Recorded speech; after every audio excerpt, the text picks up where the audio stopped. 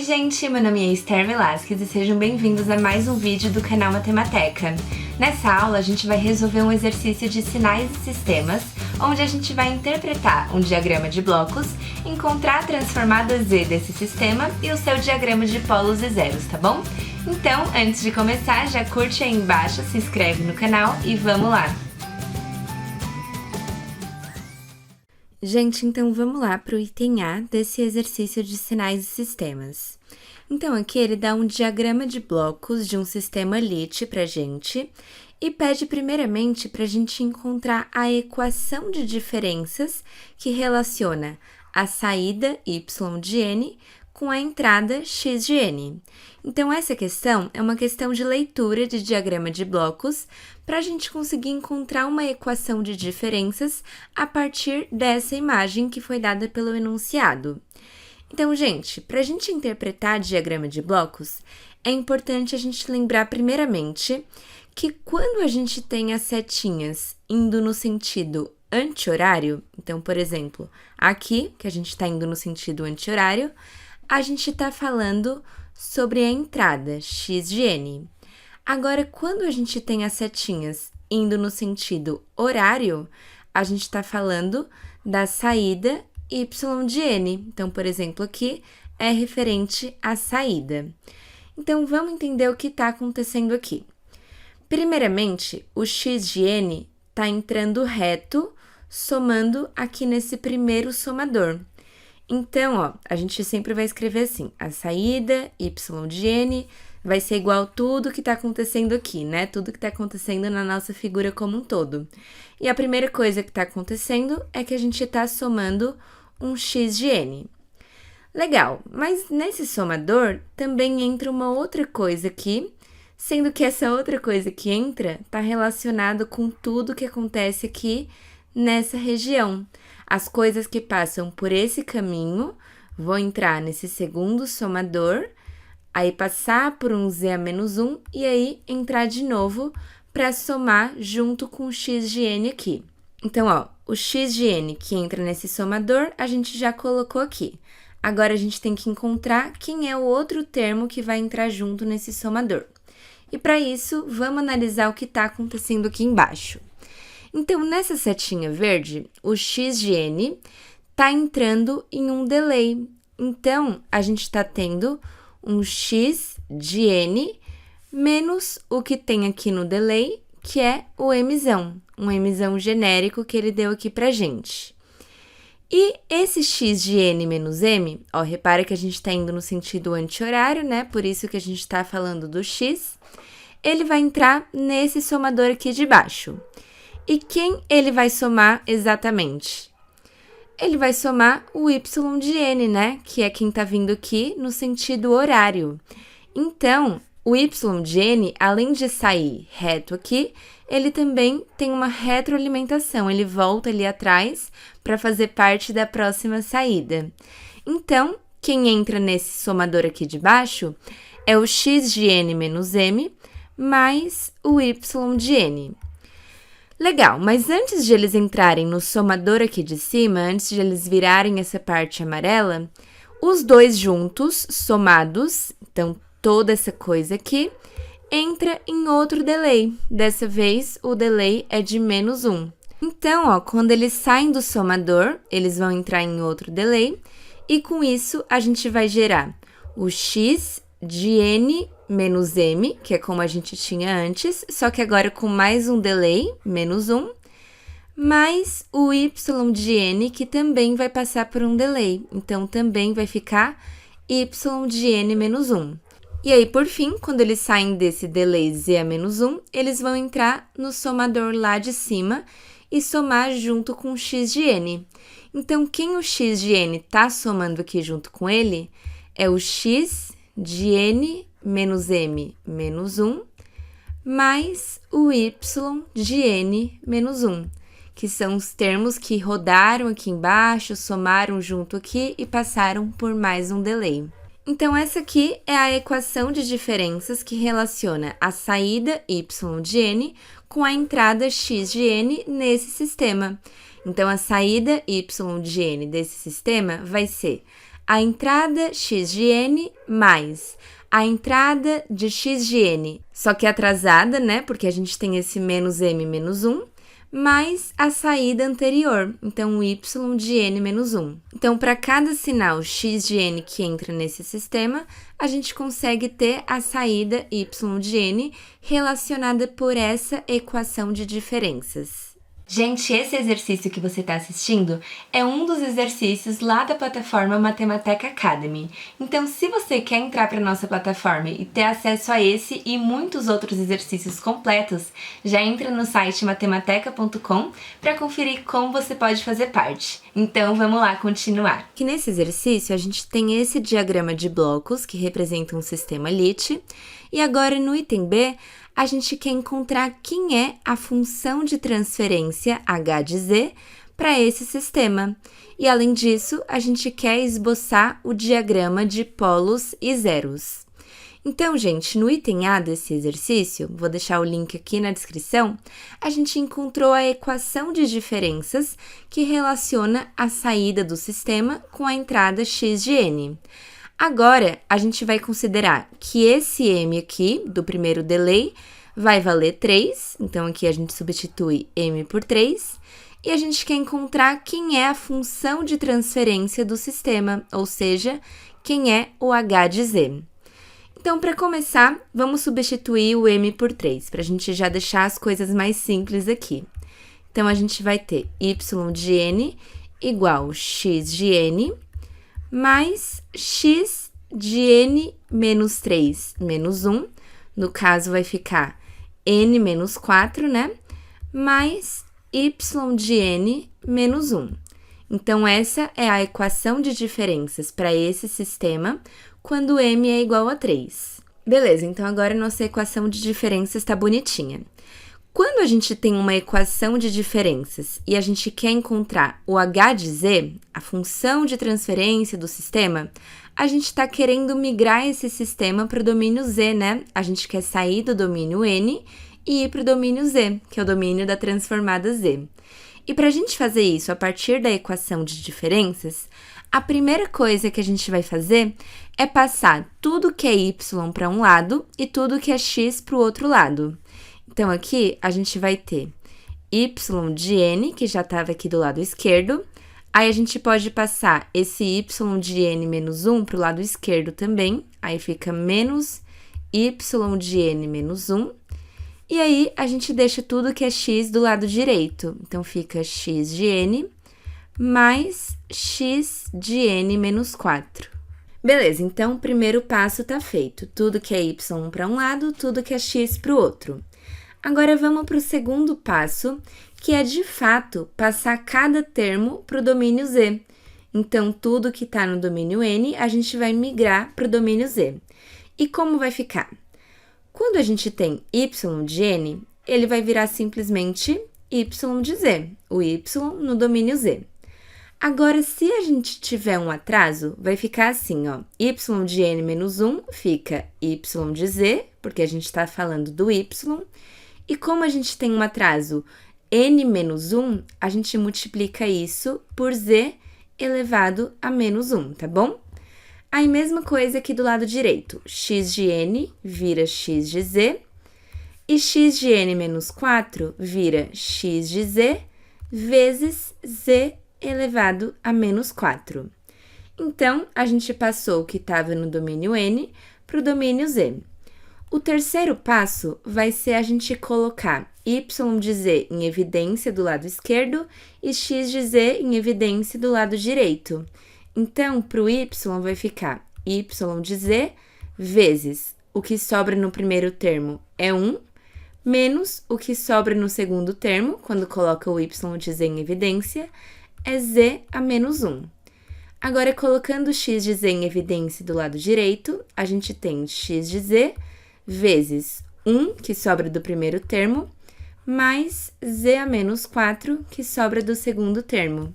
Gente, agora para o quarto passo, a gente vai para o passo final mesmo da função de transferência, que é a gente lembrar que o h de z, a função de transferência de um sistema, vai ser y de z sobre x de z. Então, a saída sobre a entrada. Então, olha só, nossa equação tá assim até o momento, né? Na última coisa que a gente fez.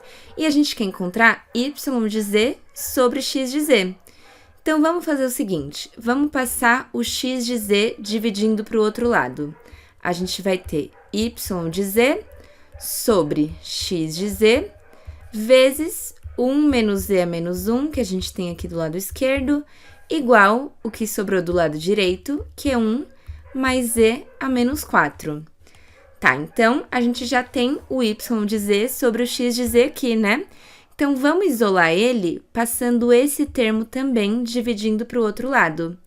Com isso, a gente vai ter que y de z sobre x de z é igual a 1 mais z elevado a menos 4 sobre 1 menos z elevado a menos 1. E isso aqui é a nossa função de transferência h de z. Então, o h de z para o nosso sistema é dado dessa forma. Só que aí, olha só, gente, ele pediu não apenas para a gente encontrar o h de z, mas também para a gente esboçar o diagrama de polos e zeros. Então, a gente quer encontrar os polos e os zeros desse sistema e colocar em um diagrama. Então, gente, para encontrar os polos e os zeros de um sistema, a gente precisa ter a nossa função de transferência, né? O h de z que a gente encontrou agora. Para facilitar, na hora de encontrar os polos e zeros, para a gente não ter que mexer com esses expoentes negativos, vamos fazer o seguinte, vamos multiplicar em cima e embaixo por z à quarta, porque aí a gente consegue sumir com esse z a menos 4. Então, 1 vezes z à quarta vai dar o próprio z à quarta, mais z a menos 4 vezes z à quarta, fica z a menos 4 vezes z à quarta. Como a gente está multiplicando potências com a mesma base, a gente soma os expoentes. Então, fica z elevado a menos 4 mais 4, que é z elevado a 0. Então, vai dar 1. Por isso, a gente consegue sumir com z a menos 4. E aí, fazendo a mesma coisa embaixo, 1 vezes z à quarta é z à quarta, e z a menos 1 vezes z à quarta, a gente soma os expoentes e vai ficar z elevado ao cubo, né? 4 menos 1 é 3. Então, vamos começar encontrando quem são os zeros do nosso sistema. Os zeros são os valores de z que zeram o nosso numerador. Então, a gente quer saber quais são os valores de z, tais que z elevado à quarta mais 1 seja igual a 0. Então, a gente quer saber quando z à quarta é igual a menos 1. Bom, quando a gente fala de números reais, não tem nenhum número que elevado a um expoente par vai resultar em algo negativo. Mas, quando a gente está falando de transformada z, a gente também pode lidar com números complexos, né, gente? E para a gente resolver essa equação aqui, a gente quer saber quando um número complexo elevado à quarta vai resultar em menos 1. Sempre que a gente tem um número complexo elevado a n igual a w, você pode encontrar as suas raízes dessa forma, ó. Você vai ter o módulo do w, que é o número que está aqui do lado direito, elevado a 1 sobre n, vezes Euler elevado a j, que multiplica alfa sobre n mais 2kπ sobre n. Então, n é esse valor aqui que está no expoente do z. O k é qual raiz você está se referindo. Então, por exemplo, quando a gente está elevado à quarta, a gente vai ter 4 raízes. Então, a gente vai usar k igual a 0, 1, 2 e 3. E aí, dependendo da quantidade de raízes que você tem, você pode usar menos ou mais valores de k. Então, k é o número da raiz. Esse alfa que a gente tem aqui, alfa sobre n, é a fase do número w. Então, a gente vai ter que escrever o w como um módulo de w, e uma fase, que é a fase de w, que a gente chama de alfa. Então, módulo w e fase alfa. Então, lembrando que quando w for um número real, é só a gente ver o seguinte, se w for negativo, a fase dele é π, que ele deu meia volta aqui no eixo dos reais e foi para a parte dos negativos, né? Lembrando lá do círculo trigonométrico, números complexos. E quando esse w for positivo, a fase dele é 0. Então, a gente consegue saber quem é o alfa que a gente vai substituir aqui. Mas então, de forma geral, nossas raízes vão ser dadas nesse formato aqui.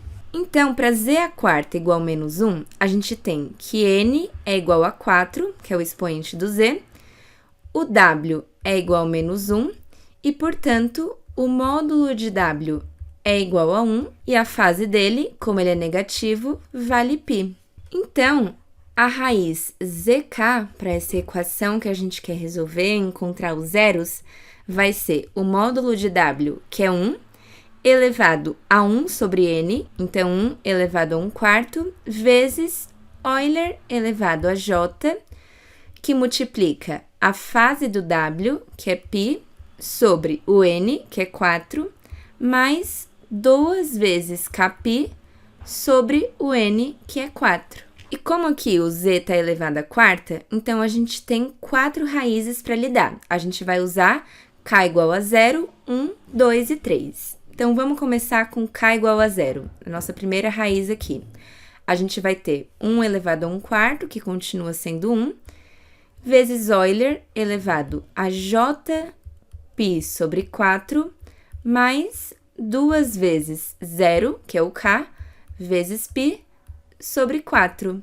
Esse segundo termo vai zerar, né? Porque o k é 0, e sobra Euler elevado a jπ sobre 4. Então, essa é a nossa primeira raiz. Isso aqui é um número complexo escrito na forma de exponencial, né?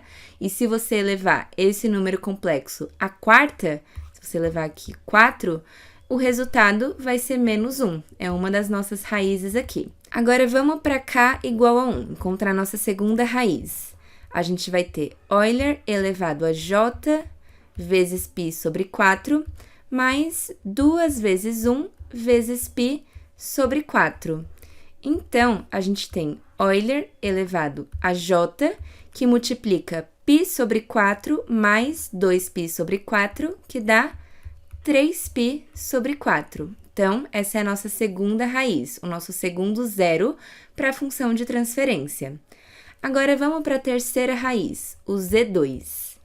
A gente tem Euler elevado a jπ sobre 4, mais 2 vezes 2, que é o valor de k agora, vale 2, né? Vezes π sobre 4.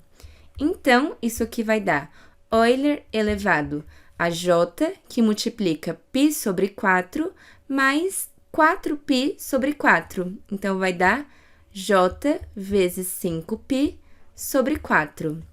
E, por fim, a última raiz aqui, quando k é igual a 3, a gente tem Euler elevado a j, π sobre 4, mais 2 vezes 3 vezes π sobre 4. Então, na nossa última raiz, a gente tem Euler elevado a j, que multiplica π sobre 4 mais 6π sobre 4, que dá 7π sobre 4. Então, gente, encontramos os 4 zeros da nossa função de transferência. Agora que a gente tem os zeros, vamos encontrar os polos, tá bom? Então, para encontrar os polos, a gente quer saber quando o nosso denominador vai ser igual a 0. Então, a gente quer saber quando z à quarta menos z ao cubo vai ser 0. Como os dois termos têm z ao cubo envolvido, a gente pode começar colocando z ao cubo em evidência. Aí, para o primeiro termo, sobra z, para o segundo termo, sobra 1. Então, z ao cubo vezes z menos 1 igual a 0.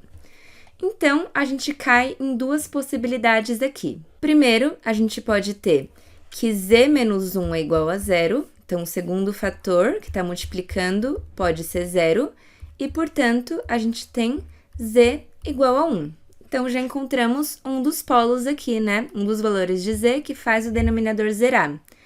Mas também pode acontecer de o primeiro termo ser igual a 0. Então, também pode acontecer de z ao cubo valer 0. E o único número que ao cubo vai dar 0 é z igual a 0, né? Então, a gente tem um polo em z igual a 1, e aqui, como o z estava ao cubo, a gente tem três polos, um polo de ordem tripla, em z igual a zero. Então, embora seja o mesmo valor, seja o z igual a zero, como está elevado a 3, a gente considera três polos, tá bom? Então, vamos começar marcando os nossos polos, que tá mais simples. Então, a gente tem um polo em 1 e três polos em 0.